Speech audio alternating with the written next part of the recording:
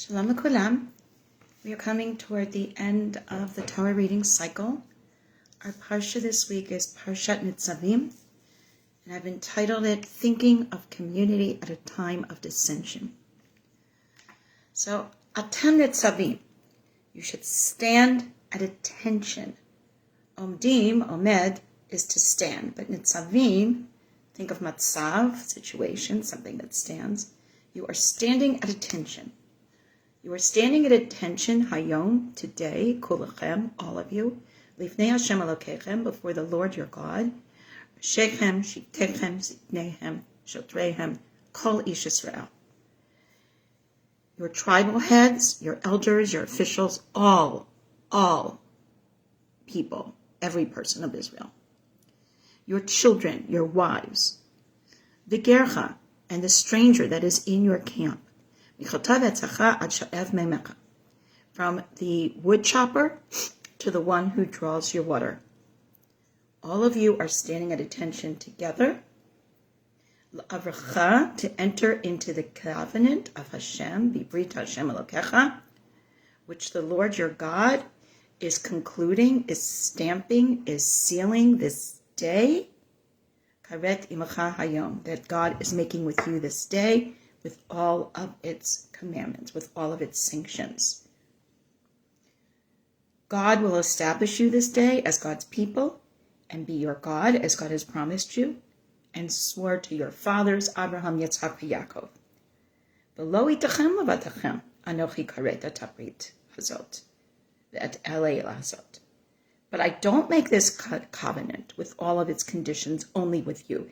Ki et asher yishnu po imanu amet hayom lifnei Hashem Elokecha ve'et asher einenu po imanu hayom. It is both with those who are standing at attention with us today and those who have not yet been born and those who are not yet here this day. How appropriate it is that Netzavim always appears in the season of Rosh Hashanah. We all know Rosh Hashanah and Yom Kippur. Many of our Jewish community that may not step into a shul the entire year will appear for those days.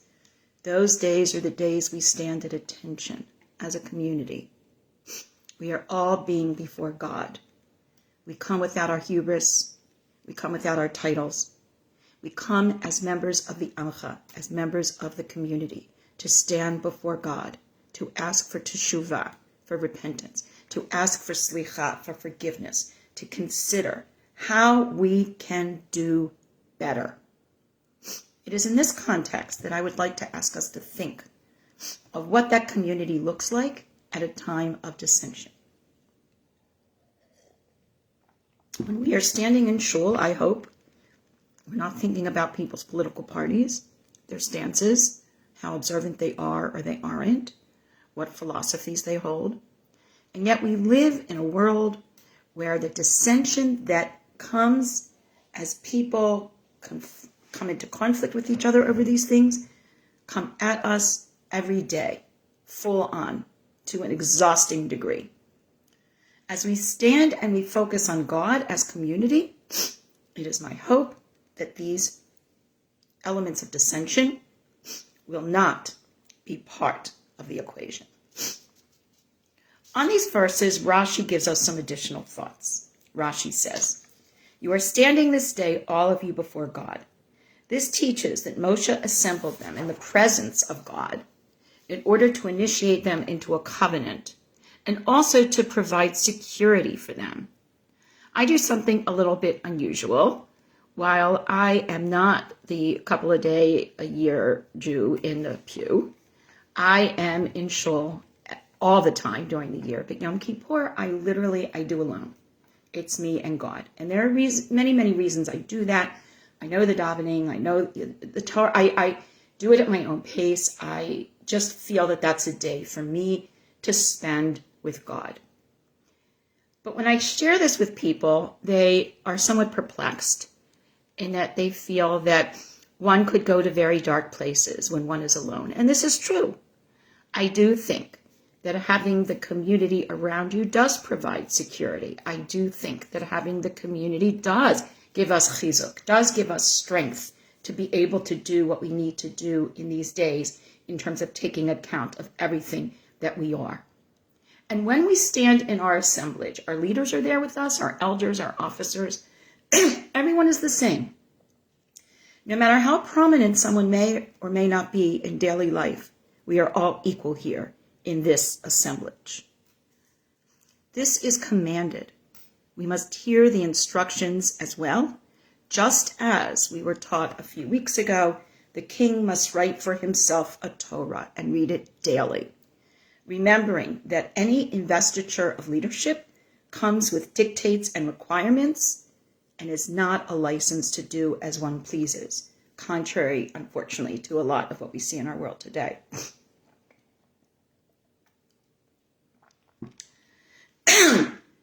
Including the woodcutter and the drawer of water. Every person has a place in community. Where would we be without our water? Where would we be without the wood to build and to support ourselves? Everyone is important. In the past couple of years, where we've heard so much around essential workers and non-essential workers, we know the essential workers are the ones who provide for our daily needs to survive. Not necessarily the highest paid, not necessarily the ones with most honor, but clearly the ones who enable us to continue. These are truly our essential workers. This is the woodcutter and the water drawer. All members are critical to society, and all must be included. God will be unto us God, because God has promised this to us, has sworn it to our fathers, not to exchange us for other nations. Therefore, we in our turn cannot exchange God for other beings. We are standing this day together. We have just read the Tochacha, all these horrible things that can happen. And Rashi teaches that when Israel heard this list of horrible things in the Tochacha from last week, their faces turned pale. They were horrified, and they exclaimed, "Who can possibly stand against these?" Therefore, Moshe calms them down. "See, you are standing before God today. You have provoked God. You have made God angry, but God has not ended you. You still continue to be in his presence," according to the Midrash Tanchuma. So let's talk about communities standing together in times of distress and threats. We all know that in such dire circumstances, either we pull together or we break apart. Let's consider two different approaches regarding what it means to stand together and then process them through the words of our Parsha. As we do so, note that it is not implied explicitly nor implicitly that all have to be in agreement with each other, or that all have to adore each other, or that there are any qualifications made about the sentiments of the participants in the group. Just the command, Netzavim, to stand at attention together. And for that matter, the very word says that all commands are given to all individuals in the collective to an equal degree. As we think about this, I cannot help but see in my mind's eyes the many visuals that have confronted us in the past weeks regarding the death of Queen Elizabeth II. All were standing together in very long queues in order to pay their respects to the Queen, a human being. Whether they agreed or whether they disagreed or whether they loved each other or not, they were all standing together. They were at a point of national transition and potentially national distress, but hopefully getting strength in standing together, in sharing stories, in seeing the unity that overrides any disagreements. For the first approach of what this looks like, we are going to choose a context that is not talking about the USA or Israel or the Jewish community to indicate the universality of the problem that is rooted in when we do not stand together. It's Oliver Datto speaking about the angst regarding the United Kingdom and its relationship to the EU, Brexit, in terms of not standing together. I want to point out that I did write this before the death of Queen Elizabeth. I generally write my Parsha discussions 2 to 3 weeks ahead of time because I have to be super organized with everything I'm doing. but did add this piece because it turned out to be even more timely.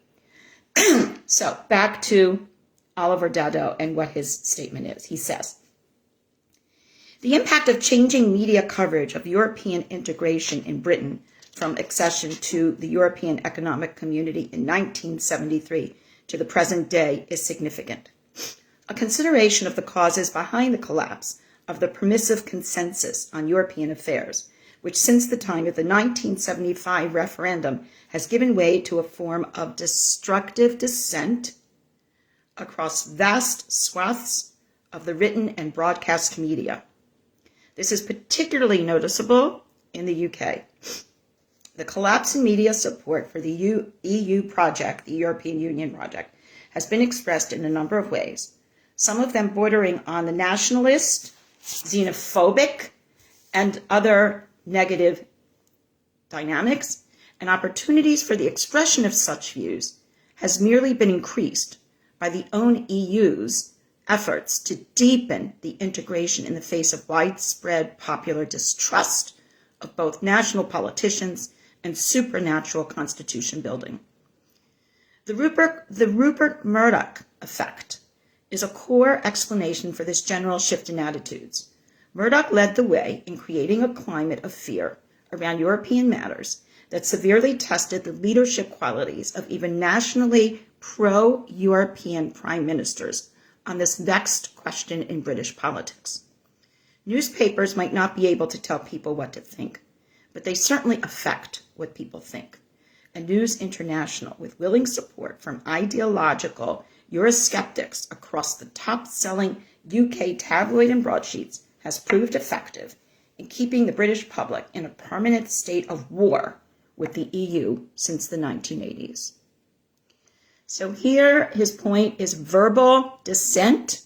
Screaming, yelling only produces more screaming and yelling. We forget why things were set up the way they were in the beginning. And we move from that, and unfortunately dissension can destroy. This is the absolute opposite of what we are looking at in Parshat Netzavim. So now let's go back to a rooted Jewish context, and we're going to share the teaching of Rabbi Mark Engel here. He teaches as follows, and this is a very long teaching, so stay with me until I say end of Mark Engel's perspective. Diversity of opinion is a reality well recognized in Jewish tradition. The Talmud in Brachot 58a records the ruling that one is required to make a blessing upon seeing a huge crowd of Jews praising God, who is Chacham Aratzim, who understands the root and inner thoughts, my addition, and therefore any dissension or contention of each individual. Their thoughts are not alike, and their appearance is not alike. Just as no two faces are exactly the same, no two people think exactly the same. God created each individual to be unique. God expected and wanted diversity of thought. And by the way, Muslim texts and many Christian theologians teach the same thing. It's not agreement that we are looking for. It's respect and regard for the diversity of thought. And in Jewish teachings, we learn that diversity of thought, and we're going to kind of channel a little bit of Rambam, Maimonides, and Ramchal here, Moshe Chaim Latzato, that we have such diversity of thought because we as human beings, no matter how brilliant and no matter how privileged or how advanced or whatever our position is, none of us has the whole picture. All of us are suffering from the iceberg theory. We all see a little bit and then we presume that we know a lot. It's only God that has the whole picture. Back to Rabbi Engel. God expected and wanted diversity of thought. The recognition that each person thinks differently leads to a respect for the right of a person to express his or her opinion. In other words, back to that British situation, we're not complaining that people differ. It's what they do with it. It's how they scream and how they yell and how they call names and how they get to the point where they say, my way or no way. This notion is dramatically underscored in the laws relating to the Zaken Mamre, rebellious elder. The elder, the rabbinic scholar, is not deemed guilty for teaching opinions contrary to the rulings of the great court. He is only punishable if he instructs people to defy those rulings. It is also reflected in the Talmudic practice of recording minority opinions, even though the law most often follows the consensus of the majority. Even rejected opinions are entitled to respect.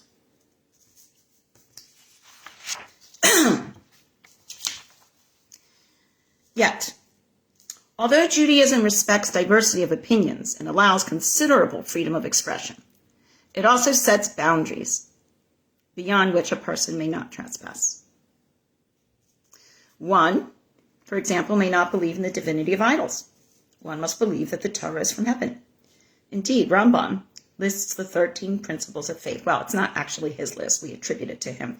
But the Yud Gimel Ikarim that we read every day, that a Jew must accept. If not, one forfeits one's portion in the world to come. We are not free to just follow our intellect, devoid of any instructions from above, if it leads us to incorrect beliefs. Our intellectual freedom, therefore, is limited by the authoritative beliefs taught by our Torah and our sages. Within the boundaries of normative Judaism, dissent is respected and even encouraged, as Rabbi Engel continues. But beyond those boundaries, dissent is not tolerated. Intellectual freedom gives way to the authority of tradition. A problem now arises. What exactly are the boundaries established by tradition? A variety of attempts have been made over the centuries to establish the principles of Judaism from which one may not dissent. There are certain tenets of faith which may not be denied. Yet, within the framework of Jewish law and thought, there is considerable room for various opinions and differences. When the right to express responsible opinions is negated, Judaism suffers. In a fascinating responsum, Rabbi Naftali Tzvi Yehuda, Berlin, the Netziv, reminded his readers that during the time of the Second Temple, the Jewish people were divided between the Prushim and the Tzdukim. Competition between the groups was intense. The situation became so bad that the Prushim branded as a Tzduki anyone who deviated even slightly from prevailing practice. Think of our world today, friends, where somebody who is so entrenched in one ideology anywhere on the spectrum will say, if you're to the right of me, you're a fanatic. If you're to the left of me, you're a heathen. None of us gets to say that. None of us. God makes that determination. We are to follow the framing conditions and the framing beliefs, not to define them. The Netziv applied this lesson to his own time. Unfortunately, to dissent from any predominant opinion would often lead to one's being ostracized. It is not difficult to imagine reaching this situation in our own time, heaven forbid, that if one of the faithful thinks that a certain person does not follow his way in the service of God, then he will judge him as a heretic. He will distance himself from him. People will pursue one another with seeming justifications, and the people of God will be destroyed. That is not the end we want, and that is not what is envisioned in Netzavim, standing together before God. Okay, so now, who exactly is standing here as reflected in our Parsha? What do we know about them? And what is significant about the categories? Are there categories not mentioned? Why is this so? Who else is included? So we're told, it is not only with you I'm making this covenant and oath, but also those who are not with us today. Notice the various categories of individuals brought up in other contexts, be it in terms of physical abilities or mental capacity or gender or sexuality or any of these, are not used as qualifiers for exclusion here. Rather, everyone is included by virtue of their being literally part of the tribe. This unity, this intentional and purposeful standing together is to serve as a defense against obliteration and destruction of the collective. As we continue, we see this expressed. You know that we dwelled, verse 15, in the land of Egypt, and how we passed amongst the nations through which you passed. And you saw their abominations, v'tir'u et shikutzehem, and their repugnant idols of wood and stone and silver and gold which were with them. Maybe there's someone amongst you who wanted to go and worship those deities. Maybe there is someone amongst you who wants to lead this collective. And it will be when such a person hears the words of this oath that he will bless himself in his heart, saying, I will have peace, even if I follow my heart's desires. In other words, that doesn't apply to me. I will do what I want. God will not be willing to forgive that person. Rather, God's fury, God's zeal will fume, and all of the curses that we read in the Tochacha will apply to them.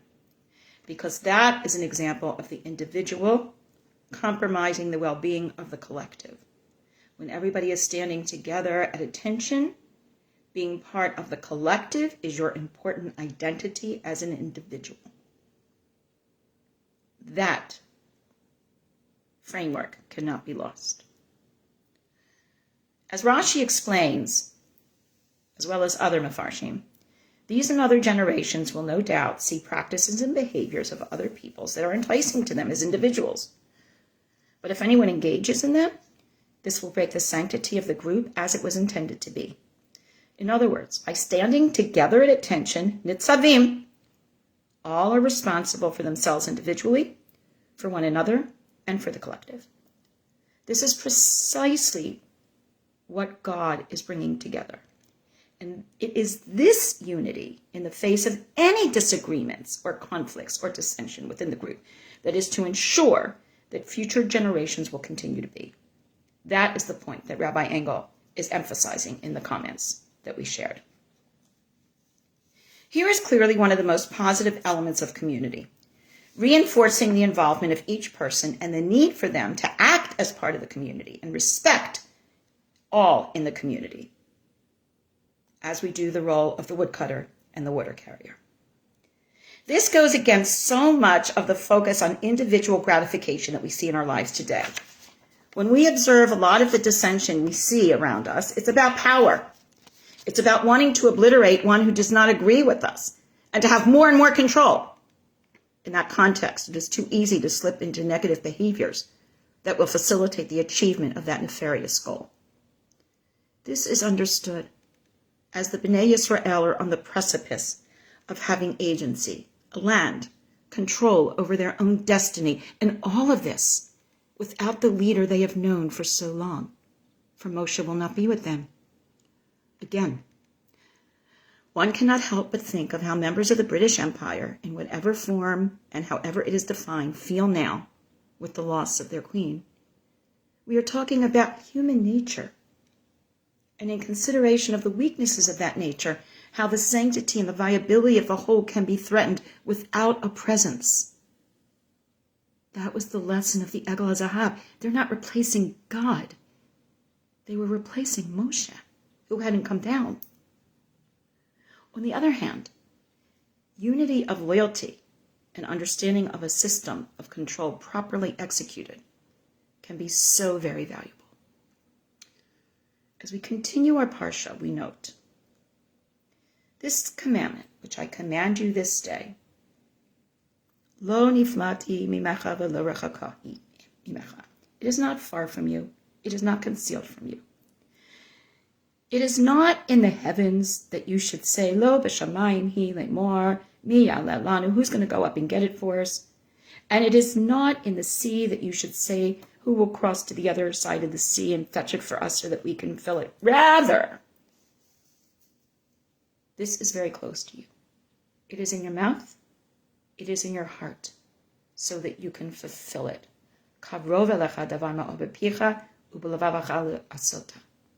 When we say, and you shall love the Lord your God with all your heart and with all your might, it's in your heart. Netzavim, you are standing here today at attention because of a unified heart. God has taken on faith.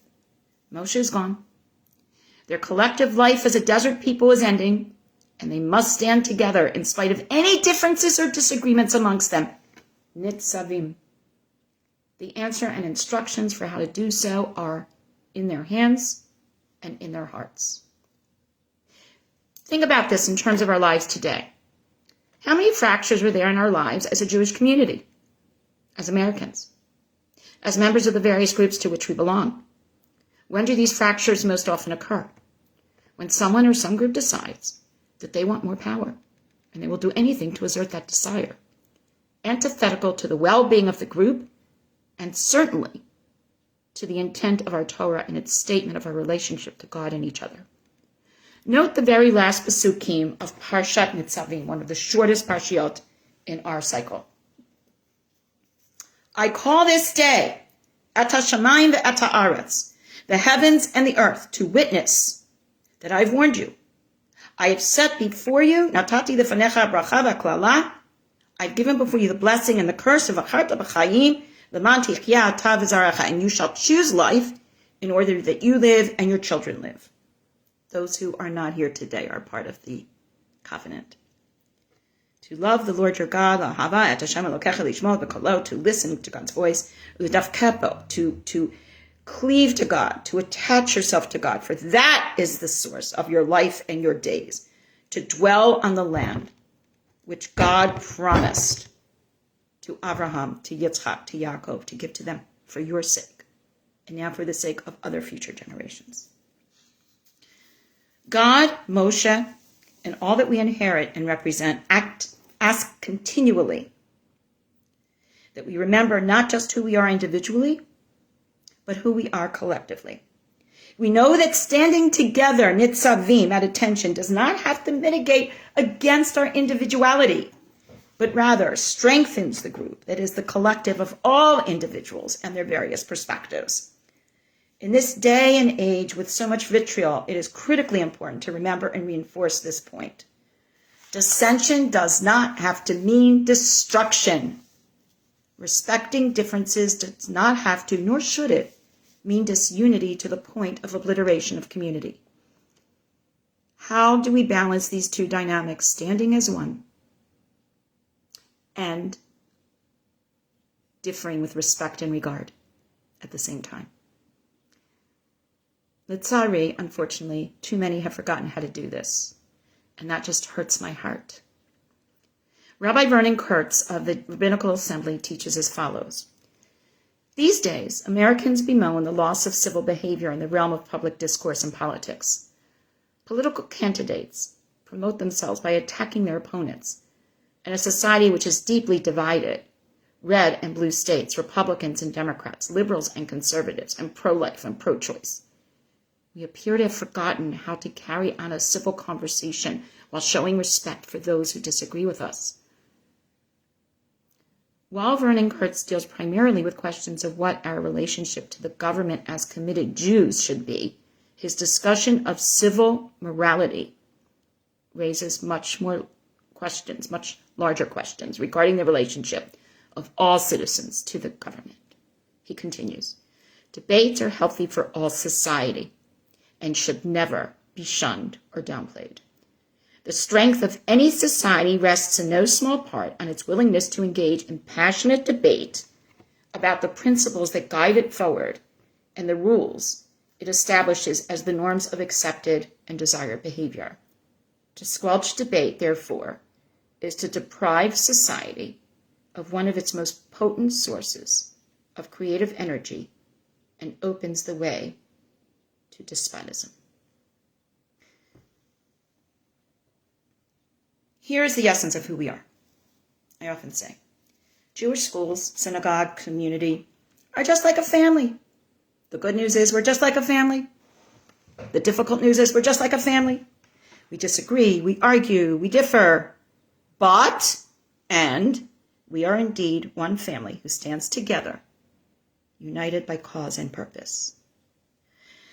This is what the hope is here in our Parsha, as our people prepare for their new chapters of life, with its joys and challenges, its progress and setbacks, its many different components and experiences which will withstand the vicissitudes of the differences held if all stand together at attention.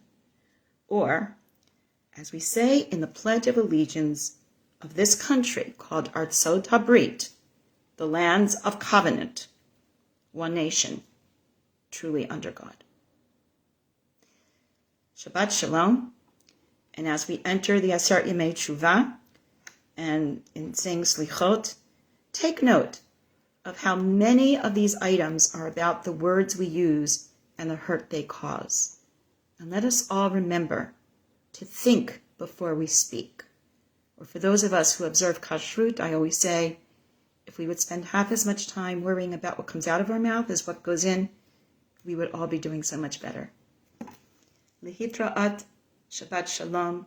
I wish you all a Shana Tova, one of growth, one of love, one of compassion, one of caring dissension, and one of growth as a people and as individuals.